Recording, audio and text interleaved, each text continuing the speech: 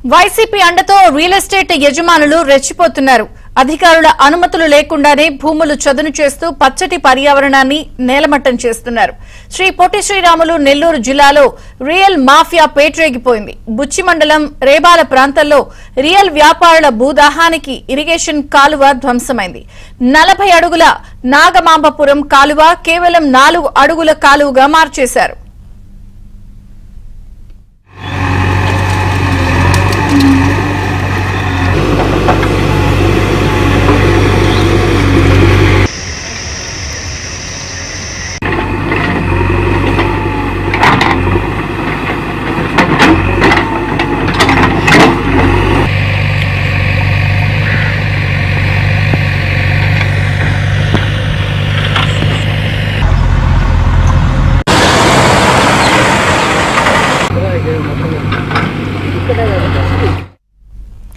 కాలువ గట్లు పొడవైన చెట్లను భారీ యంత్రాలతో తొలగించారు. వైసీపీ నేతల అండతో నుడా అనుమతులు లేకుండానే పంట భూములను వెంచర్లుగా మారుస్తున్నారు.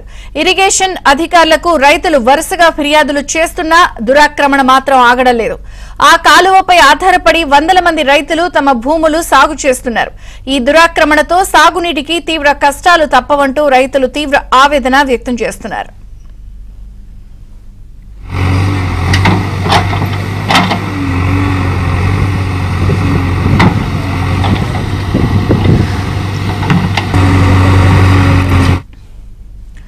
ఎన్నికల ఫలితాల తర్వాత ప్రభుత్వం మారితే దురాక్రమణకు వీలు కాదు అనే ఉద్దేశంతో రియల్ మాఫియా ఆగడాలు మితిమీరిపోతున్నాయి. ఉన్నతాధికారులైనా తమ గోడు పట్టించుకోవాలని, రియల్ మాఫియాపై కేసులు నమోదు చేయాలని రైతులు కోరుతున్నారు. సంవత్సరం నుంచి మనం 2003 నుంచి దేవస్థానం పనులు చేస్తున్నాం. ఇది వచ్చి గవర్నమెంట్ కాలువ. ఈ గవర్నమెంట్ కాలువని ఎటు చేసేదానికి ఖర్చు అక్కర్లేదు. ఈ రోజు వచ్చి వాళ్ళు ఏదో కొన్నారో చేశారో మాకు తెలియదు, కానీ వాళ్ళు ఏదో ఇది చేస్తున్నారు కాబట్టి మాకు అర్థం కావట్లేదు. అది ఎందుకు వాళ్ళు చేస్తున్నారు ఏందో ఈ రకంగా లాగుతామని మాకు చెప్పకుండా వాళ్ళు చేశారు. మీరు అడిగితే ఇది వాళ్ళు చెప్పలేదు. అది మా కాలువ అది ఆయన ఉద్యోగం కొని తీసేస్తాం. కాలువని చుట్టూ మొత్తం ధ్వంసం చేసేస్తాం. అది రేబాకు సంబంధించింది. నామాపురం పంట కాలువ తీసేస్తాము. మేము తీర్చుకొని చేస్తాము. నాకు సారు 5 గంటలప్పుడు ఫోన్ చేశారు. నేను వేరే లొకేషన్కి వెళ్ళి అక్కడ ఫోటోలు తీసుకొని అక్కడి నుంచి అది కాదు అని తెలిసి మళ్ళీ వేరే వాళ్ళు నాకు మళ్ళీ సార్ ఫోన్ చేసే తలకే ఇక్కడికి నాకు వెహికల్ కూడా లేదు. మామూలుగా నడుచుకుంటానే ఒక 15 మినిట్స్లో ఇక్కడికి చేరుకొని వెంటనే వాళ్ళ కాడికి వెళ్ళి ప్లాట్లేసి అతని కాడికి వెళ్ళి అతనితో మాట్లాడి ఆల్రెడీ చెప్పేసా వాళ్ళకి వర్క్ ఆపమని చెప్పాను. నేను వచ్చేది మొత్తం కంప్లీట్ అయిపోయిందని ఏ గారు సూచనల మేరకు వర్క్ ఆపిచ్చేసాను. ఇప్పుడైనా ప్రజెంట్ కూడా వర్క్ జరుగుతూ ఉంది, చేస్తా ఉన్నారు. అది చెప్పాను. సరే సరే, ఇప్పుడు కూడా జరుగుతూ ఉంది కదనా? ఒకసారి నేనైతే చెప్పాను, మళ్ళీ చెప్పమంటే చెప్పేస్తా ఆపియాలి కదన్నా. దానికి కదా వచ్చి ఇక్కడ మేము పొలం చేస్తున్నాము సాయిబాబా గుడి దగ్గర. కాకపోతే ఇక్కడ ఏంటంటే నెల్లూరు వాళ్ళే వచ్చి ఇక్కడ లేఅవుట్ కొనుక్కొని మా కై మీద వచ్చే పంట కాలంని దాని మీద చెట్లని తోనేస్తున్నాం. లేక మేము అడిగాము పోయి మాకు ఏం సమాధానం చెప్పకుండా వాళ్ళ పార్టీ వాళ్ళు పని చేసుకుంటా ఉన్నారు. మేము కూడా ఏం చేసి నెల్లూరు జిల్లాలో వైసీపీ రియల్ మాఫియా రెచ్చిపోతోంది. ఒక రకంగా పంట భూముల్ని కూడా లేఅవుట్లుగా మార్చేస్తూ చెలరేగిపోతున్నారు. అధికారులు కూడా నోరు మెదపని పరిస్థితి. మరిన్ని వివరాలు మా ప్రతినిధి మహేష్ అడిగి తెలుసుకుందాం. మహేష్. విజయచంద్రగా నెల్లూరు జిల్లాలో వైసీపీ రియల్ మాఫియా రోజు రోజుకి కూడా పెట్టరేగిపోతుంది.